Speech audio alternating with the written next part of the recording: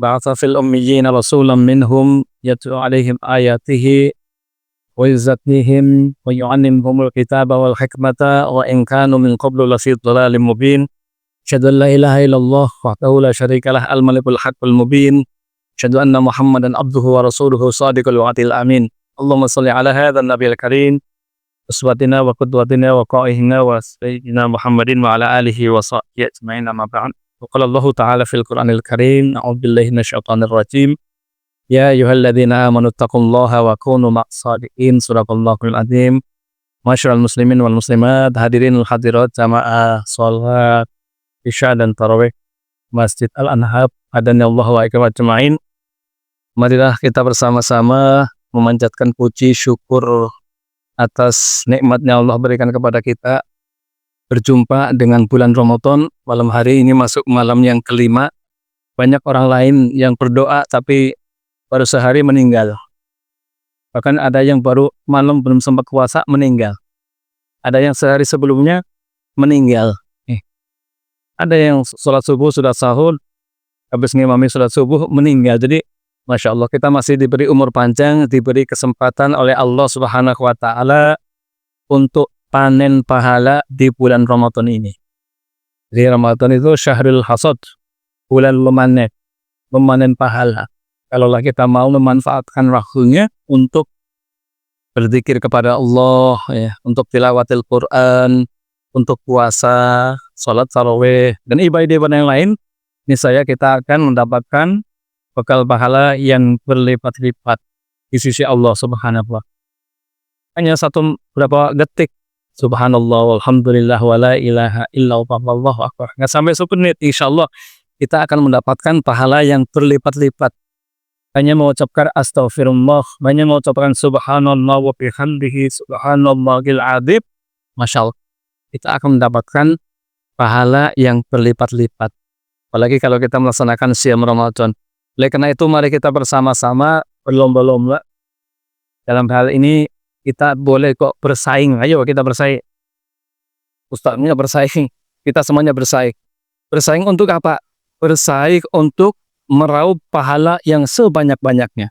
Bersaing untuk melakukan amal yang terbaik, yang maksimal, dari sisi kuantitas dan dari sisi kualitas.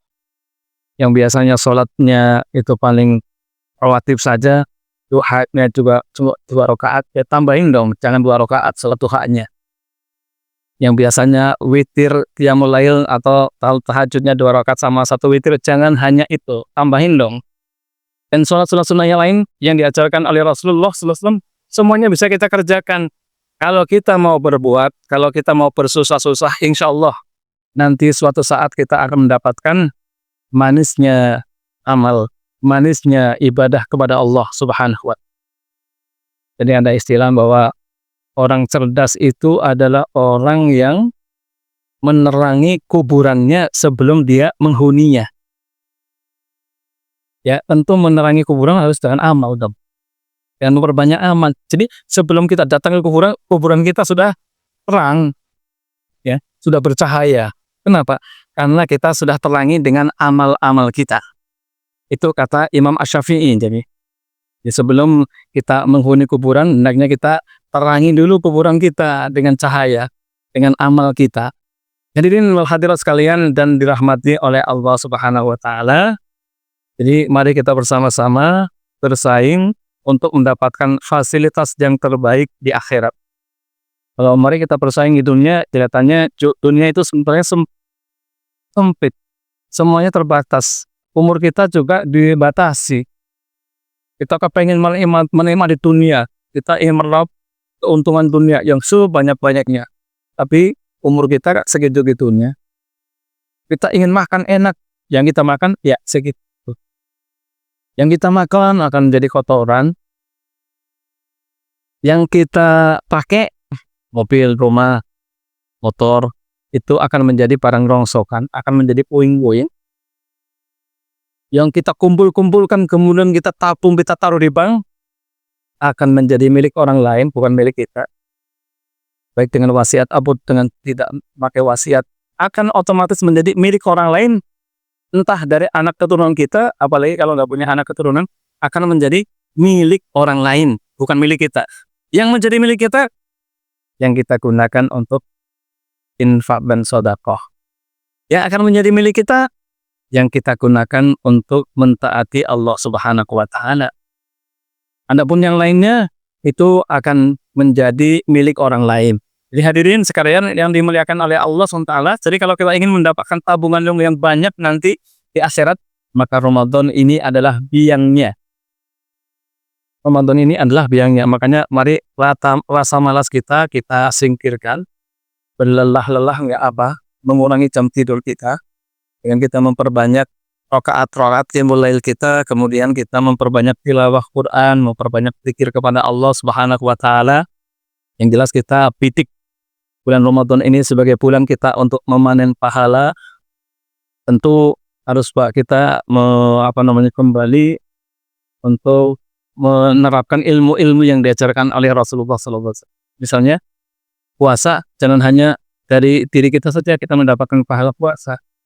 Man fattara sha'iman, barang siapa yang memberikan makan kepada orang yang berpuasa, maka baginya pahala dari orang yang berpuasa tanpa mengurangi pahala orang yang berpuasa tersebut. Masya Allah. Jadi kalau setiap hari kita ngasih makan orang yang berpuasa, itu kita akan mendapatkan pahala puasa orang lain tanpa orang itu terkurangi pahalanya. Dapat pahala satu dari orang lain dan orang lain tidak merasa kehilangan dari pahalanya. Itu satu orang. Bagaimana kalau kita bisa ngasih makan sehari 5 orang? Orang yang berpuasa. Apalagi yang benar-benar membutuhkan. Orang-orang yang orang-orang fakir yang berpuasa. Subhanallah. Tentu dengan harta kita akan mendapatkan kita masa depan yang lebih baik. Hadirin yang dimuliakan oleh Allah Subhanahu wa Ta'ala. Jadi kebaikan apapun yang kita amalkan itu insya Allah tidak akan sia-sia. Kenapa? Karena Allah pasti akan menghitung semua amal kebaikan kita. Al-jazaul ihsan illal ihsan. Tidak ada balasan bagi perbuatan baik kecuali akan dibalas dengan kebaikan. Dan bisa jadi tadi balasannya berlipat-lipat. Kalau kita berbuat baik, kita akan mendapatkan kebaikan. Kebaikan dari Allah Subhanahu wa Ta'ala walaupun perantaranya melalui orang lain. Jadi kalau di bulan suci Ramadan ini banyak kebaikan, baik kebaikan kepada diri kita sendiri maupun kebaikan kepada orang lain. Termasuk juga ketika kita melaksanakan sholat, puasa, itu kan kita melakukan kebaikan untuk diri kita sendiri. Karena apa? Karena sebenarnya sholat, puasa, itu manfaatnya tidak akan didapatkan untuk kepentingan Allah Subhanahu wa Ta'ala. Bukan Allah yang membutuhkan dengan sholat kita, dengan puasa kita, bahkan zakat kita pun Allah nggak butuh kok. Karena apa? Semuanya akan dikembalikan untuk kemaslahatan ummah. Bukan untuk menambah kekuasaan Allah. Allah akan tetap berkuasa. Allah akan tetap maha kaya. Allah akan maha hidup. Jadi semua kebaikan yang kita amalkan sebenarnya akan menjadi milik kita. Akan menjadi tabungan kita. Kenapa? Yang akan kita bawa nanti ke kuburan amal kita. Amal kita yang akan menemani kita. Termasuk asyamu wal Qur'an yasra'ani yaumil qiyamah. Puasa dan Al-Quran akan memberikan syafaat nanti pada hari kiamat. Quran yang kita baca itu nanti akan, yang jadi amal itu akan memberikan syafaat kepada kita. Puasa yang kita kerjakan setiap tahun itu termasuk yang sunnah-sunnah itu akan memberikan syafaat kepada kita sehingga insya Allah kita di kuburan, di akhirat tidak akan merasa sendirian karena kita didampingi oleh amal-amal yang kita kerjakan selama kita hidup di dunia.